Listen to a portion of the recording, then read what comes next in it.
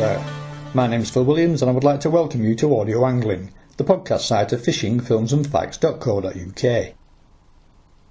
Due to a number of factors, not least of which was the writing being very much on the wall for the distant water trawling fleet as the UK was close to going into the final bout of the Icelandic Cod Wars, pressure was put on the UK Whitefish Authority to look for new fishing grounds, new stocks, and if possible, new species too, which would be acceptable to the fish-buying public.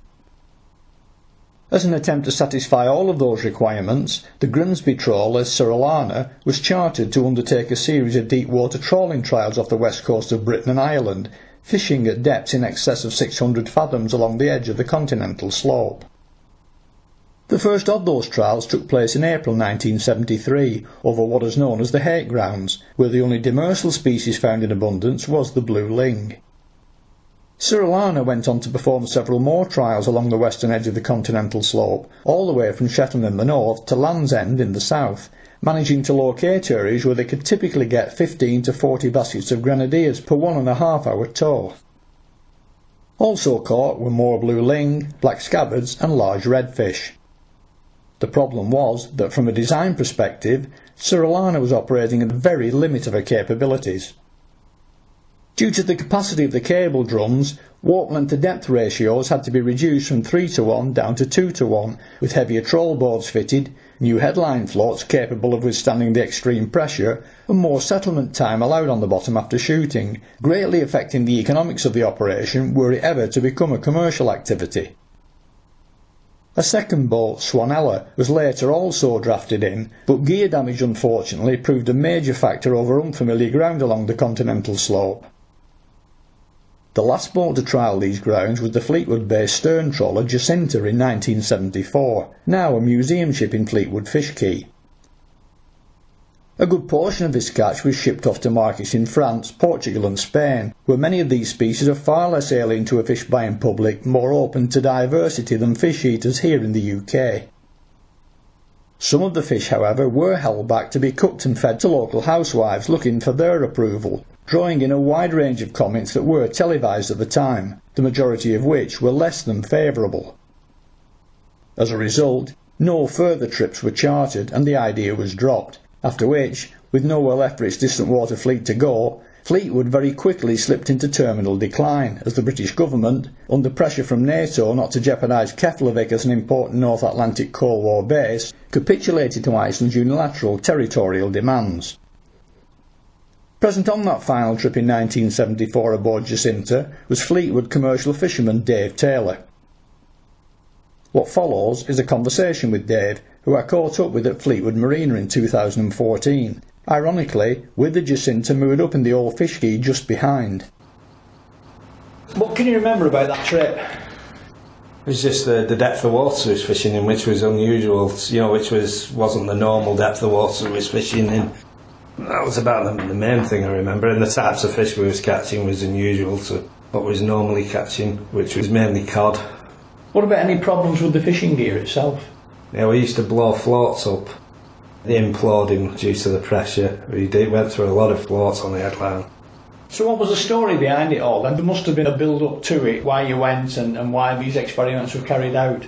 I think they knew the writing was on the wall up in the Arctic, and they just decided they wanted to look at different fish stocks. It didn't really come to anything, but that's what the idea was behind it. And the trip itself? It's a long time ago. It just seemed to be a long drawn-out affair. It wasn't any large hauls of fish, it was just a steady sort of small hauls. And it used to take us so long to haul the gear back out of that depth of water. We was fishing something like 500 fathom of water.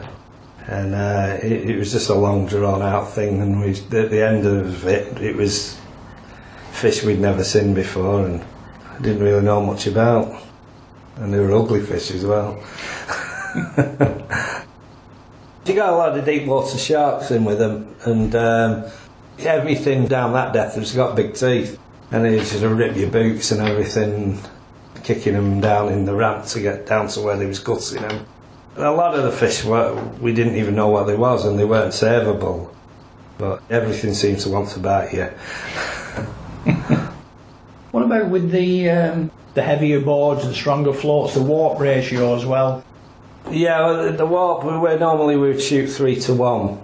That's 3 fathoms of warp to every 1 fathom, in depth. We was down to like 2 to 1. It was slightly a bit more. I think it was in 500 fathom, we were shooting 1100 fathom of warp, if I remember right. Because the weights of warp, that much warp out will keep the gear on the bottom anyway. So you don't have to have, it reduces that from 3 to 1 to 2 to 1 anyway in that depth of water.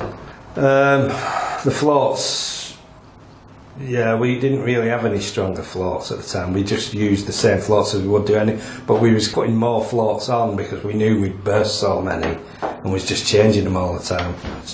The doors was exactly the same doors as we was using normally because it was heavy doors we used for normal fishing. So how long did you pull for?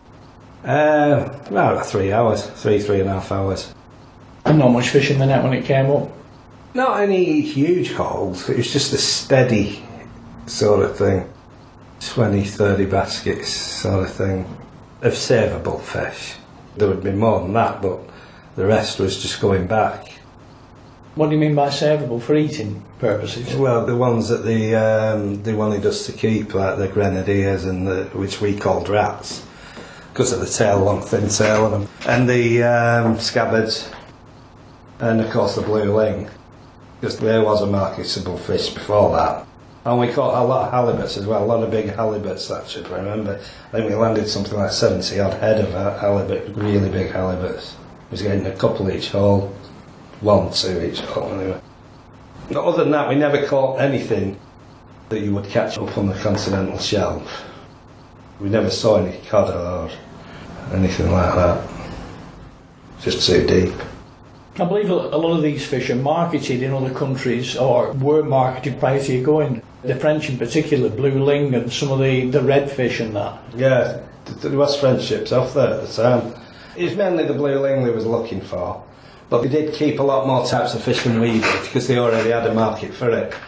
Scabbards, even though there was a big demand for scabbards in Portugal at the time, I don't know whether the French was exporting them or they was eating them in France, but it's always been the same. The French and the Spanish a lot more diverse in the diet than what we are when it comes to fish, which is probably a lot of the problems that cause the problems.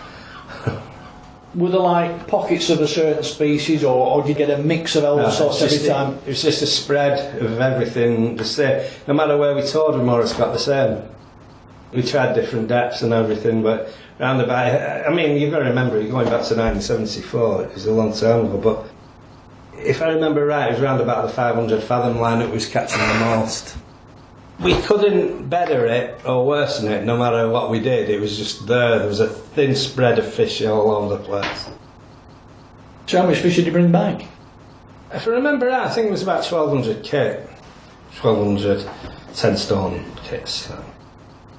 Was that for marketing? Yeah, well, most of it was blue ling. And the grenadiers, they filleted it and tried it out, in different places to see how people thought. Now, from what I can remember, I remember watching telly at the time when it was all going on. It might not have been your trip, but one of these trips, they actually started cooking the fish on the quayside, and people were coming in and trying them, and people were making comments about what they thought, but nobody was in favour of eating them.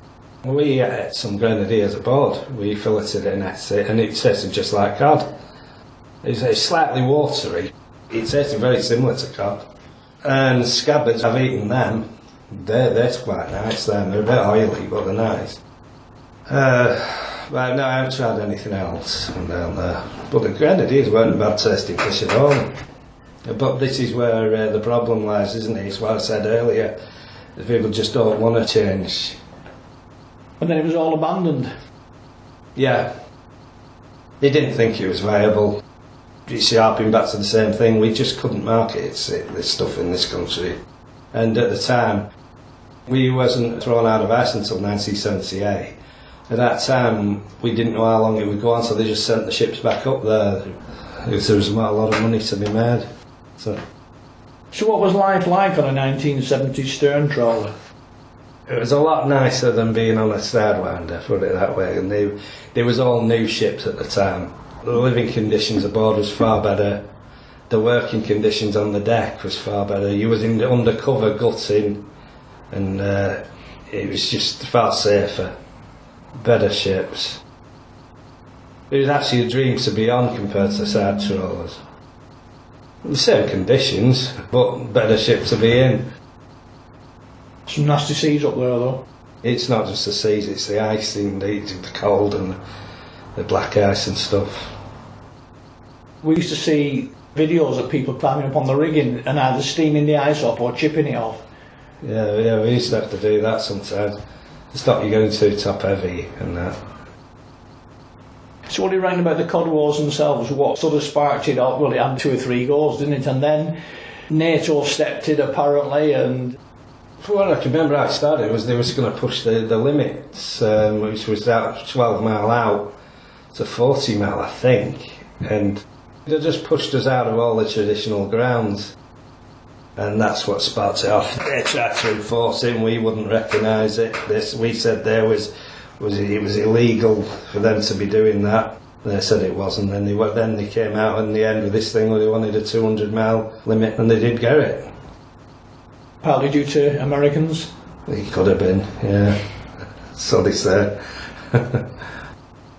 So, well, obviously, Fleet was like it is today now as a result of the loss of the fishing industry. I mean, to what extent did the cod wars and not finding viable stocks of fish off the edge of the shelf, to what extent did all these things contribute to the decline of Fleetwood?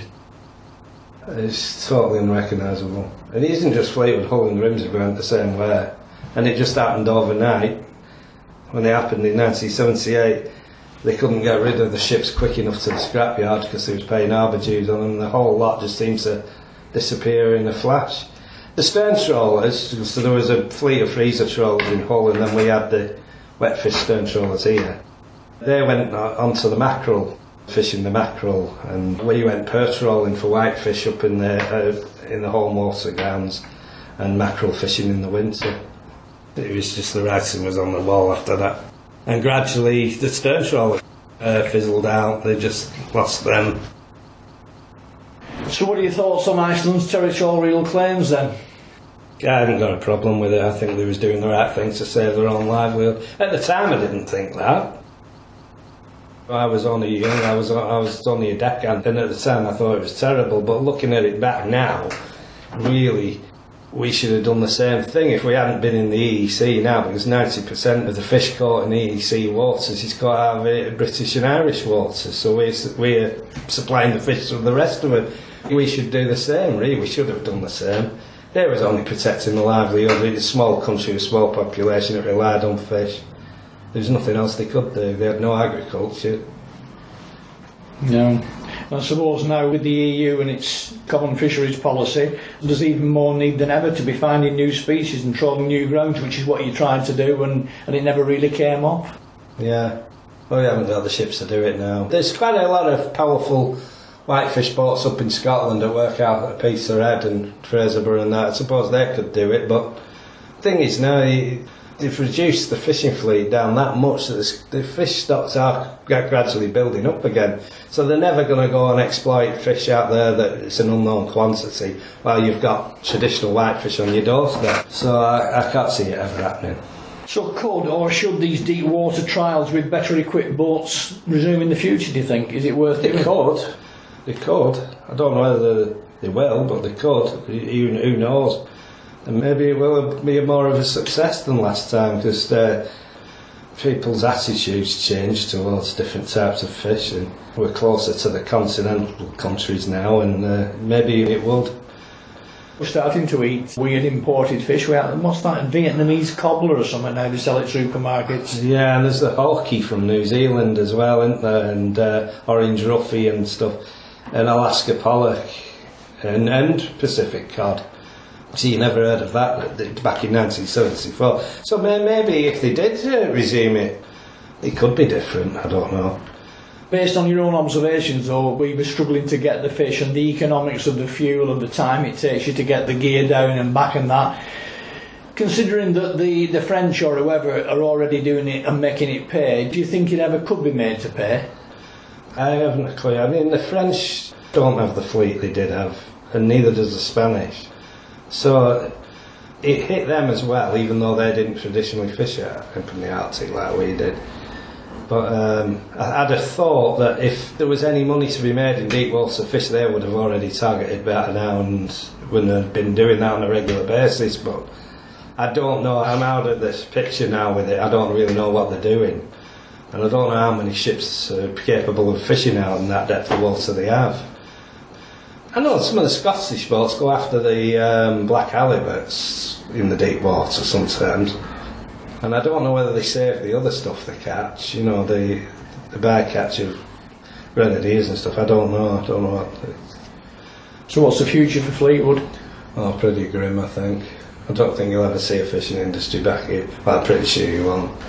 No, there's no chance of it. One fishing boat left out of here now. Small wooden fishing boat. Sad. What about the UK fishing industry generally? It's not in a very good condition, really. The fish stocks aren't great. You hear stories that there's plenty of cod in the North Sea and that, and plenty of hake and stuff, but without actually being up there now and fishing, you don't know because you don't know how true. It makes you wonder if Nigel Farage is right then about coming out of the European Union and keeping what we've got for ourselves. I think it's too late. It's too late for ports like us and Hull and stuff now, but had we come out of the European Union 30 years ago, you know, just as we went in, we might have been a different story. But I don't think it would bring a fishing industry back now. Gone. Yeah.